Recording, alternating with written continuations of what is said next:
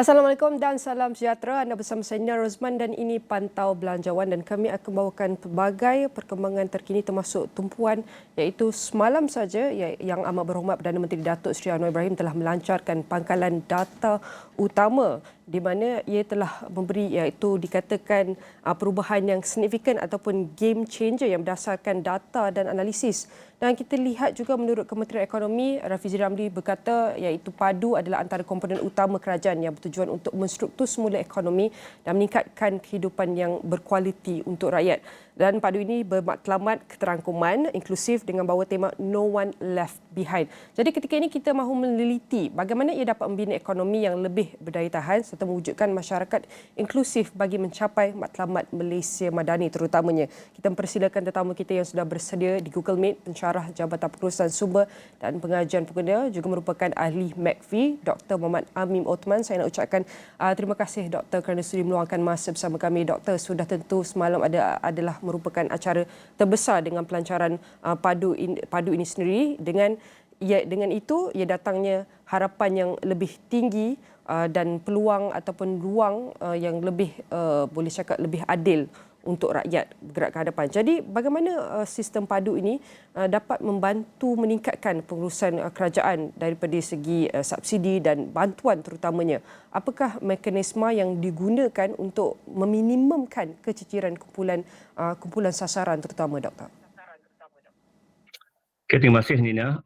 Assalamualaikum warahmatullahi wabarakatuh. Terlebih dahulu saya berterima kasih kepada pihak Sarawak ni kerana menjemput saya dan juga wakil daripada McAfee untuk membincangkan sedikit tentang isu berkaitan dengan padu.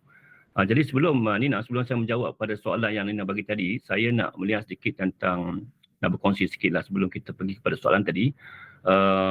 McAfee telah membentangkan cadangan untuk realisasi semula subsidi pada bulan 2 2023 dahulu, dan waktu itu kita pun kita melihat dari segi kita pun macam ada satu perasaan bagaimana kerajaan nak melaksanakan penyusunan semula subsidi ini, sebab dengan data yang banyak, dengan kita punya maklumat di segi bertindih dan lain-lain tu, dan apabila masa bulan 5 bulan 6 kita bila lihat kerajaan telah ingin melaksanakan sistem yang integrated, sistem maklumat ni, kita rasa inilah cara terbaik untuk kita menghadapi isu ni.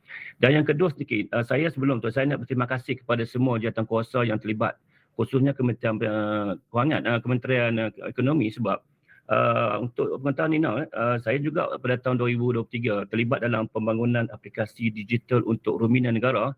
Dan kita tahu untuk melaksanakan satu aplikasi seperti padu ni, kita memerlukan satu tempoh masa yang panjang, iaitu timeline yang sangat panjang untuk membangunkan, sebab ada beberapa perkara seperti user requirement dan lain-lain ni yang kita perlu buat. Jadi apabila benda ni telah dilaksanakan, saya ingin sekali lagi berterima kasih kepada pihak kerajaan kerana menyediakan 200 juta untuk membangunkan padu ni. Okey, kembali kepada soalan kita tadi, kita tahu kan, bila saya lihat khususnya pada tahun lepas, data yang kita lihat ialah sebanyak 67.4 bilion digunakan untuk peruntukan subsidi dan bantuan sosial, dan ini sangat tinggi jika kita lihat berbanding dengan negara lain. Itu sebab kita sebagai rakyat berterima kasih kepada kerajaan kerana memberi banyak peruntukan kepada rakyat dan berada dalam keadaan yang tidak menghadapi pelbagai masalah ekonomi. Okey, jadi di sini untuk menjawab soalan tadi sekali lagi, kita lihat banyak subsidi ni sebenarnya kita katakan sebagai dia tercicir ataupun dia terkeluar daripada orang-orang yang patut menerimanya. Seperti kita tengok keciciran dan keterlibatan dalam penyaluran bantuan. Yang ini kita dapat lihat apabila kita terlampau banyak agensi dan data yang ada tu, orang yang sama akan mendapat di tempat yang sama, tempat yang lain. Dan sebab kita kalau tengok betul-betul, saya tengok daripada data daripada dalam awal, kita dapati ada lebih kurang hampir 455 agensi sektor swasta dan kerajaan yang kita lihat, yang berkaitan kerajaan yang kita lihat, ada lebih kurang 455 data point yang kita patut cantumkan supaya maklumat-maklumat rakyat ni kita dapat gabungkan dan kerajaan dapat melihat dengan lebih terperinci data maklumat rakyat dan senang kita nak salurkan supaya keciciran dan kita ketidaktepatan dalam menyerap bantuan tu dapat kita kurangkan. Yang kedua kan, saya melihat kalau kita lihat dari peningkatan subsidi ni, pengurusan ni, apabila kita laksanakan padu, sebenarnya boleh mengurangkan ketirisan dan ketidakcekapan dalam pengurusan sumber negara. Contoh saya di sini ya, kalau kita pergi ke kampung-kampung kan, kadang-kadang kan pembantuan kepada usahawan tempatan, beberapa agensi menyumbang pada satu individu ataupun usahawan. Contohnya macam Kementerian Pertanian, mungkin Kementerian Usahawan, kepada seorang yang mana orang yang sama mendapat banyak bantuan, dan mungkin bantuan ini sepatutnya kalau kita urus dengan baik, kita boleh agih kepada orang lain yang sangat memerlukan. Dan yang kedua, bila kita tak ada data yang cukup komprehensif, kita tidak dapat menentukan siapakah layak yang patut menerima. Jadi bila kita laksanakan padu ini, saya rasa kerajaan dah boleh melihat siapakah rakyat yang patut menerima dan siapa yang patut ditambah peruntukan tersebut. Ya. Dan juga satu lagi yang kita boleh lihat ialah dari segi penentuan pengalihan bantuan yang kurang sistematik. Jadi bila ada data ni, sebab bila kita buat satu aplikasi yang saya bangunkan sekarang ni, kita dapat lihat, kita dapat peruntukan bantuan-bantuan itu kepada orang yang sebab kita ada data tu. Dan kita boleh agihkan mengikut dan kita tahu jumlah dan berapa agih yang sepatutnya didapat. Jadi selepas ini kita akan dapati bantuan kerajaan yang akan diagihkan kepada rakyat akan lebih sistematik dan boleh tahu siapa yang patut dapat, dan kerajaan tahu data, dan kerajaan juga boleh tahu sama ada golongan yang dibantu itu sudah keluar daripada tahap kemiskinan ataupun telah maju ekonomi mereka berbanding ekonomi yang sebelum ini. Kemudian juga kita dapat juga bila kita melaksanakan padu ini, kita boleh menghadkan perancangan pembangunan dan jangan untuk memberi manfaat kepada rakyat kita, dan juga akan mengurangkan defisit. Sebab bila kita kata banyak bantuan subsidi yang kita bagikan yang tidak tersasar ni, sebenarnya kita membelanjakan wang kita kepada tempat yang tidak sepatutnya. Dan ini akan meningkatkan defisit dan kerajaan. Dan kita lihat tahun lepas pun kita banyak peningkatan defisit agak ketara, dan harapan kita dengan adanya padu ni dapat mengurangkan defisit belanjawan negara pada tahun yang seterusnya. Kemudian kita juga ingat melihat mekanisme padu ni ada satu idea yang sangat baik, dan saya lihat sebab nanti kerajaan akan dapat menguruskan wang, sebab wang ni dia kalau kita tengok dari segi kewangan ni, wang ni 1/1/2, dia tidak ada magic 1/1 jadi 3. So kalau kita ada RM2, kita ada RM2, kita tak ada RM3. Jadi kita kena uruskan dengan baik, sebab kebaikan dalam pengurusan kewangan ni yang menyebabkan kita mencukupi itu adalah apabila kita urus wang tu dengan baik. Kita salurkan kepada tempat-tempat yang sepatutnya diterima. Jadi bila ada padu ni akan menyusun balik data-data rakyat untuk kita agihkan sumber pada yang sepatutnya. Contohnya kita lihat, contohnya kalaulah kita lihat 16.6 bilion digunakan tahun lepas, digunakan untuk 15.9 bilion untuk pembelanjaan subsidi petrol. Dan saya tengok kalau kita ambil penduduk asing yang berada di Malaysia sekarang ni, daripada 32 juta, saya anggarkan 35 juta adalah penduduk asing, dan daripada 35 juta ni, kalau kita lihat, kalau setiap orang menggunakan RM399 subsidi minyak, kerajaan kita sebenarnya boleh membantu membina lebih kurang hampir kalau kita tengok 15 ke 16 sekolah untuk duit yang kita save daripada pembiayaan kita bagi subsidi pada orang asing itu, kita alihkan kepada banyak pembinaan sekolah dan juga banyak bantuan-bantuan yang kita boleh pada kerajaan. Itu sebab sekali lagi Rina, kita lihat dengan adanya padu ni, dia sebenarnya akan meningkatkan pengurusan subsidi kita dan bantuan-bantuan kita lebih tersasar, dan juga semua yang padu kita lancarkan ni juga akan menyusun sebenar rakyat dan tidak ada yang cicir daripada menerima subsidi kerajaan. Dan kita dapat juga mengurangkan barang-barang subsidi kita keluar negara. Seperti baru ni banyak dalam internet kita lihat minyak kita di Thailand. Kita lihat minyak kita ada sampai ke Aceh. Kemudian kita punya pelancong-pelancong daripada Singapura dan Thailand masuk ke negara kita untuk mengisi minyak. Dan kita lihat cara ni lah. Dan juga minyak-minyak kita diseludup ke Thailand. Saya ada maklumat, dan bukan maklumat, saya ada pengalaman yang memang minyak-minyak ni diseludup melalui rakyat-rakyat kita di sepadan untuk ni ya. Okey, terima kasih untuk soalan yang pertama ni. Kembali kepada Nina. Doktor, seperti yang doktor katakan, kita memerlukan data yang banyak dan komprehensif apabila ingin melaksanakan sesuatu ataupun merangka dasar atau gerak kerja yang bersesuaian, terutama mengikut konteks ekonomi semasa. Kita juga kena ambil kira iaitu antara data-data yang terkumpul ni adalah daripada kerjasama 455 institusi sektor awam di Malaysia merangkumi 70 kementerian, jabatan dan agensi, 13 kerajaan negeri, 83 badan berkanun persekutuan, termasuk 134 badan berkanun negeri dan 155 pihak berkuasa tempatan. Jadi bagaimana kerjasama kerajaan dengan pihak berkepentingan ini termasuk sektor swasta, masyarakat sivil dalam membentuk dan memperhalusi dasar pengurusan data? Apa mekanisme yang dilakukan untuk kumpul feedback dan urus kebimbangan dari pelbagai pihak ini? Okey, yang pertama sekali, saya pun ada sedikit buat penyidikan tentang data ni sebab setiap agensi yang ada tu, mereka tertakluk pada PDPA dan juga data-data tu bukan mudah untuk dikongsi. Dan kita tahu dengan adanya lebih kurang 455 agensi sektor swasta awam ni, dia sangat sukar untuk kita cantumkan kesemuan data ni dan saya tahu kerajaan sedang berusaha untuk melihat bagaimana kaedah kita cantumkan data yang begitu banyak yang daripada kementerian, kerajaan negeri, badan berkanun dan semua ini, dan melalui padu ni apabila kita melihat kerjasama yang dilakukan oleh Kementerian Ekonomi dan juga Kementerian Kewangan ni, saya rasa perkara tersebut akan sedikit demi sedikit akan cuba diselesaikan melalui ada satu jawatan yang ditubuhkan untuk menyelesaikan berkaitan perundangan untuk melihat bahagian-bahagian tertentu supaya data-data tertentu dapat dikongsi untuk kita cantumkan dalam satu data utama, di mana data utama ini dapat dikongsi untuk penyusunan semula subsidi itu dengan lebih tersasar kepada rakyat kita. Okey.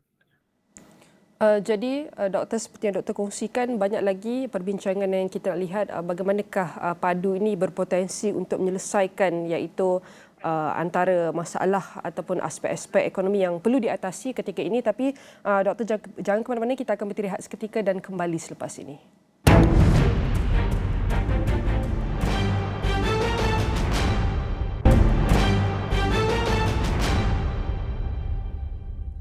Bertemu kembali dalam Pantau Belanjawan dan kita akan teruskan dengan perbincangan topik kita mengenai iaitu padu mengurus dasar yang dipandu oleh data.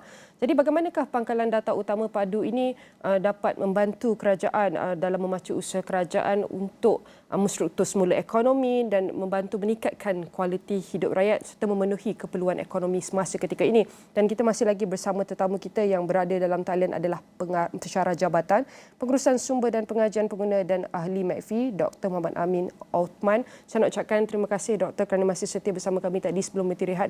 Banyak yang telah Doktor kongsikan antara iaitu objektif pengurusan dan peranan setiap pihak dalam memacu agenda ekonomi madani melalui pangkalan data utama padu ini. Tapi kalau boleh saya tambahkan juga dalam pembentangan yang telah dikongsikan oleh Ketua Perangkawan Datuk Seri Dr. Muhammad Uzair sendiri berkongsikan antara potensi padu ini dalam menyelesaikan beberapa aspek ekonomi yang perlu diselesaikan dengan tuntas dan segera. Kita nak melihat kepada pengurusan belanjawan negara. Kita tahu iaitu belanjawan ataupun bajet negara dibentangkan setiap tahun dan setiap aspek, setiap sektor yang menerima peruntukan. So tentu kita nak memastikan pengurusan dan pengecapan iaitu kecekapan dalam pengurusan data dan subsidi ini. Jadi kalau kita lihat balik kembali daripada belanjawan 2023 yang memeruntukkan sejumlah 388.1 bilion ringgit yang disalurkan, lebih banyak kepada pengurusan kerajaan dengan jumlah 289.1 bilion ringgit, iaitu sebanyak nilai 64 bilion dibelanjakan kepada iaitu peruntukan subsidi, dan kita lihat iaitu peruntukan pembangunan hanya mendapat sebanyak 97 bilion ringgit. Jadi bagaimana sistem padu ini dapat mendorong serta terap elemen penjimatan agar dapat wujudkan kemampanan fiskal serta dapat menyalurkan lebih banyak dana kepada pembangunan, kepada aspek pembangunan terutamanya, Doktor? Okay, terima kasih Nia. Beginilah, apabila kita lihat penyusunan bila kita tidak mempunyai data yang cukup lengkap di kalangan rakyat kita yang dipisahkan di pelbagai ni data point ni, kita dapat lihat bajet kerajaan setiap yang kita keluarkan setiap tahun dan nampaknya semakin meningkat setiap tahun daripada khususnya dalam bentuk subsidi selepas tahun 2021 kita lihat banyak ke arah dalam membantu rakyat hampir 67 bilion. Jadi apabila adanya padu ni, kita dapat menyusun semula data tersebut dan kita dapatkan maklumat tepat yang berkaitan dengan rakyat kita dan akhirnya data-data ini dapat dikumpulkan dan kerajaan dapat menguruskan wang yang ada tu kepada kumpulan yang sepatutnya. Dan kita juga melihat data-data yang ada kini iaitu banyak kita berikan kepada kumpulan-kumpulan yang sepatutnya tidak menikmati subsidi kerajaan. Dan bila kita lihat kalaulah 67.4 bilion ni dapat dikurangkan dan kita gunakan jumlah katakan 67.4 bilion itu dapat dikurangkan sehingga kepada satu jumlah yang kita rasa sepatutnya digunakan untuk membantu rakyat, ataulah kita katakan 30 bilion dapat dikurangkan dan diagihkan kepada dana pembelanjaan dan pembangunan negara, dan ini dah menjadi modal pada pembangunan negara dan banyak aspek-aspek lain yang kita boleh kembangkan untuk menjadikan negara kita berdaya saing dan dana yang ada ni dalam pembangunan yang lebih mampan ni akan membawa negara kita kepada lebih maju dan juga akan negara itu sendiri dari segi pelaburan dalam modal akan menyebabkan pendapatan kepada negara lebih meningkat. Jadi menjawab soalan tadi tu, saya melihat dengan adanya padu ni kerajaan dapat menyusun semula bajet yang ada tu supaya maknanya kita meletakkan sesuatu pada tempatnya supaya tidak berlaku ketirisan dalam aspek-aspek yang tidak sepatutnya dan hingga menyebabkan hutang negara semakin membengkak. Kalaulah kita dapat, saya melihat tahun ini adalah satu tahun yang saya rasa tahun yang sangat cemerlang. Walaupun baru 1, 2, 3 hari dengan jumlah dana yang masuk hampir 200 bilion pelaburan luar asing dan dia akan menjanakan ekonomi dan memberi pendapatan cukai yang banyak pada negara. Jadi kalau kita menganggarkan jumlah cukai yang banyak dan kita menyusulkan semula subsidi dengan baik, kita dapat mengagihkan pada sektor-sektor lain dan akan menyebabkan negara kita lebih meningkat maju dan akan menyebabkan pendapatan yang lebih kepada negara. Dan yang lebih penting tu apabila kita dapat mengurangkan kekurangan pembelanjaan pada aspek-aspek yang lain, kita dapat mengagih kepada perkara yang perlu dan juga wang tersebut dapat digunakan untuk mengurangkan hutang kerajaan supaya agenda kerajaan untuk menurunkan defisit negara ke tahap yang lebih baik dapat dilaksanakan sebelum kita masuk ke tahun 2025. Jadi kaedah-kaedah yang dilakukan oleh kerajaan sekarang khususnya dengan pelbagai inisiatif dan juga master plan yang dilancarkan seperti NTR dan juga penyusunan semula bajet negara iaitu rancangan Malaysia tu akan menyebabkan kita dapat menyusun. Sebenarnya kan Nina dalam mengurusan kewangan even kalaulah kita kata diri kita sendiri, kalau kita dapat susukan benda-benda kecil seperti hiburan, seperti perkara-perkara yang kita susun semula dan dana-dana tersebut boleh diagihkan kepada perkara yang lebih manfaat, sebenarnya kita dapat mengurangkan walaupun kita tengok seperti kita tengok wayang kalau 10 kali kita jadikan 2 kali. Jadi lebihan daripada 8 kali itu kita boleh gunakan untuk simpanan dan juga membayar hutang kita. Itu jugalah yang berlaku pada kerajaan. Kalau kerajaan dapat menyusunkan semula bajet negara, kita akan lihat hutang akan berkurangan dan pembangunan negara akan lebih stabil dan banyak lagi keyakinan orang kepada negara kita lebih disebabkan pengurusan. Sebab kalau orang nak masuk ke dalam negara kita pun, dia akan melihat bagaimana kita mentadbir wang kita. Itu yang berlaku sekarang pada tahun 2023 dan 2024 ni. Saya yakin kerajaan akan dapat banyak pelaburan asing melalui pengurusan kita dan juga pengurusan yang kita buat melalui padu ni. Terima kasih. Baik, ini adalah antara potensi padu dalam meningkatkan pengurusan perbelanjaan negara dengan harapan untuk tingkatkan lagi lebih banyak dana terhadap pembangunan yang berimpak tinggi berbanding peruntukan kepada pengurusan. Tetapi kita nak lihat juga daripada aspek pasaran kerja di mana pada 2022 kita dapat lihat peningkatan sebanyak 2.02 juta pekerja Malaysia yang mempunyai tahap kelayakan yang tidak setara dengan pekerjaan. Jadi bagaimana sistem digital ini dapat menangani isu struktur pasaran buruh, ketidaksepadanan pekerja ketika ini? Apakah antara data-data yang perlu kita lihat ketika ini? Terima kasih Nina. Ini soalan yang sangat baik Nina. Sebab kita lihat apabila kita lihat banyak graduan-graduan kita keluar mendapat pekerjaan dan ada yang gaji yang dapat tidak setara. Dan juga ada yang terpaksa mungkin kesesuaian pendidikan mereka itu menyebabkan mereka tidak mendapat kerja yang baik, dan mungkin itulah kita nampak pekerja-pekerja gig ni meningkat di Malaysia. Itu sebab melalui data yang kita gunakan melalui padu ni, sebenarnya kita akan apabila kita kumpul data ni, kita akan dapat mengumpul dan kita dapat balik dan kita kemaskini, semak dan kemaskini data-data rakyat kita, dan kita akan dapat membentuk dasar daripada data yang kita kumpul tadi. Khususnya kita dapat menggunakan data tersebut untuk kita buat padanan pekerjaan supaya ni graduan-graduan kita ataupun golongan muda ataupun rakyat-rakyat yang memerlukan pekerjaan ni mendapat pekerjaan sesuai dengan industri yang mereka belajar ataupun knowledge yang mereka ada. Kemudian yang kedua, kita juga dapat melihat kalaulah kita ada data ni, kita dapat lihat kaedah-kaedah tertentu yang kita boleh gunakan untuk kita tingkatkan kemahiran mereka. Contohnya, kemasukan dan data pelaburan hampir 200 bilion pada tahun lepas ni telah mewujudkan banyak ruang-ruang pekerjaan baru kepada rakyat kita. Dan bila kita lihat kerajaan telah bertindak pantas dengan menyusun sebenar TVET. Sebab apabila adanya TVET ni, dia akan menjawab pada persoalan pekerjaan yang diwujudkan oleh 200 bilion pelaburan yang tadi. Kemudian bila adanya padu ni, dia akan mengapasti mana individu yang perlu diberikan kemahiran yang lebih untuk memenuhi keperluan pekerjaan yang diwujudkan oleh pelaburan asing tadi. Yang ketiga kan, saya dapat melihat kita melihat apabila 2.202 juta ni yang mewujudkan tidak setara, dan kita tidak boleh anggap mereka akan mendapat jumlah gaji yang tinggi dan juga sesuai dengan tahap kelayakan mereka ataupun tidak setara dalam pekerjaan mereka.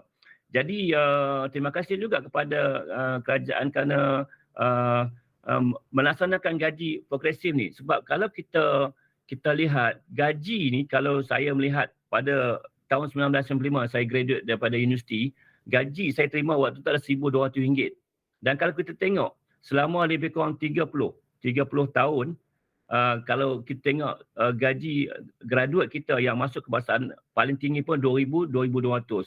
Maknanya pergerakan gaji itu berbanding dengan kos yang meningkat 4 kali ganda kos dengan kenaikan gaji hanya tak lebih daripada 1 kali ganda. Jadi kita dapat lihat di sini, ini satu masalah yang besar. Kenapa Kak Nina? Apabila gaji yang kena, dia akan menyebabkan simpanan yang kena pada masa depan. Ini yang saya dapat lihat kerajaan sangat prihatin dengan masalah yang lebih besar yang patut kita bincang di sini, berkaitan dengan pada tahun 2030 kita akan mempunyai hampir lebih kurang 15% penduduk golongan tua, iaitu generasi tua lebih 15%. Dan apabila berlakunya PKP baru ni dengan berlakunya COVID ni, kita melihat pengeluaran jumlah besar careless way itu menyebabkan hampir majoriti rakyat Malaysia yang mempunyai pendapatan simpanan pesaran yang sangat rendah. Dan ini akan kita dapat lihat akan menyebabkan beban pada kerajaan apabila mereka masuk ke golongan warga tua pada tahun 2030. Jadi dengan melalui penyusunan punya data maklumat ni, kerajaan boleh bersedia khususnya dari segi pendapatan rakyat bersara. Yang kemudian yang kedua, kita dapat lihat peningkatan gaji. Bila peningkatan gaji yang lebih akan menyumbang pada dana persediaan yang lebih tinggi. Dan juga kita melihat melalui pengurusan padu ni, data padu ni, kita akan boleh menyusun semua silibus pendidikan di universiti supaya kita boleh lihat jumlah rakyat kita yang menerima pendidikan dengan kesesuaian pekerjaan yang ada di pasaran. Jadi kalau kita tidak melakukan data padu ni melalui pendidikan, saya semalam kan Nina, apabila dijemput untuk masuk dalam Asrul Awani ini, saya juga sedikit pergi ke padu.gov.my dan mengisi data saya, dan saya lihat padu ni melalui pengurusan semula padu tu, kita dapat lihat kita dapat susun semula data rakyat tu supaya kita lihat dari segi contoh tadi iaitu membangun silibus, kita boleh tahu apakah subjek-subjek ataupun silibus yang sesuai kepada generasi kehadapan untuk menyesuaikan dengan pasaran kerja yang akan diwujudkan pada 20 dan 30 tahun kehadapan. Yang ni yang saya lihat padu ni dapat membantu kerajaan kita dalam menyusunkan semula tingkah laku, corak dan gaya hidup rakyat kita kepada masa yang depan. Dan kan Nina, saya ingin nak Seminit saja lagi doktor, kalau boleh saya tambahkan satu soalan. Kita tahu data iaitu PADU ni adalah integrasi dan penyatuan data daripada 29.8 juta warga negara berbakikan. Seminit saja lagi, mungkin doktor boleh kongsikan. Kita tahu sistem digital ni diwujudkan yang diwujudkan oleh kerajaan merangkumi usaha dari rakyat untuk rakyat. Jadi terutamanya mungkin daripada 30 juta rakyat ni mungkin mudah untuk register untuk sertai sistem PADU ini kerana mereka mempunyai akses internet dan berada di bandar. Tapi bagaimana pula dengan sebahagian kecil yang berada di luar bandar dan pedalaman ini? Bagaimana langkah untuk memudahkan rakyat pedalaman luar bandar terutamanya untuk register dalam portal PADU ini? Silakan doktor. Okey, saya rasa isu tersebut dapat diselesaikan dengan kerajaan Malaysia dan punya pelbagai agensi-agensi di peringkat bawah, di peringkat luar bandar dan lain. Dan kita lihat di sini, kita juga ada Urban Transformation Center yang mana kita boleh update IC kita dan kita boleh juga pergi ke situ untuk melaporkan maklumat kita dan mengisi ruang-ruang maklumat-maklumat dalam PADU. Dan juga kita juga Rural Transfer Center. Dua agensi ni yang saya lihat ni lebih kurang 27 agensi ni, center ni yang boleh membantu, dan juga pusat ekonomi digital yang kerajaan wujudkan ni lebih pada 911 pusat ekonomi digital ni sedikit banyak akan mengurangkan masalah kemasukan data-data rakyat ke dalam PADU. Dan mungkin akan ada berlaku dan kita pun tidak tahu apa yang akan berlaku dalam masa 3 bulan lagi. Tapi dengan adanya agensi-agensi seperti DOSM Peringkat Negeri dan juga daerah dan juga Pusat Ekonomi Digital, Urban Transfer Center dan Rural Transfer Center ini sedikit sebanyak akan menyusun semula, akan membantu kerajaan dalam mendaftar maklumat-maklumat rakyat kita ni dalam sistem PADU supaya semua data rakyat dapat disusun dan pada selepas fasa kedua nanti pengagihan semula saksi itu dapat ditentukan, disalurkan pada orang yang sepatutnya menerima. Baik, sudah tentu apabila bercakap mengenai PADU, antara pengurusan dasar yang dipandu oleh PADU untuk lihat bagaimanakah ia dapat memacu pengurusan ataupun penstrukturan semula ekonomi yang untuk memenuhi keperluan setiap industri termasuk juga untuk membantu rakyat ketika ini. Sekali lagi saya nak ucapkan terima kasih banyak kepada pensyarah Jabatan Pengurusan Sumber dan Pengajian Pengguna dan merupakan ahli McAfee, Dr. Muhammad Amin Othman, dan semua perkongsian ini akan kami rangkumkan dalam astrawani.com dan semua platform digital Astro Awani. Sekian saja Pantau Belanjawan pada kali ini. Saya Nina Rozman. Salam hormat.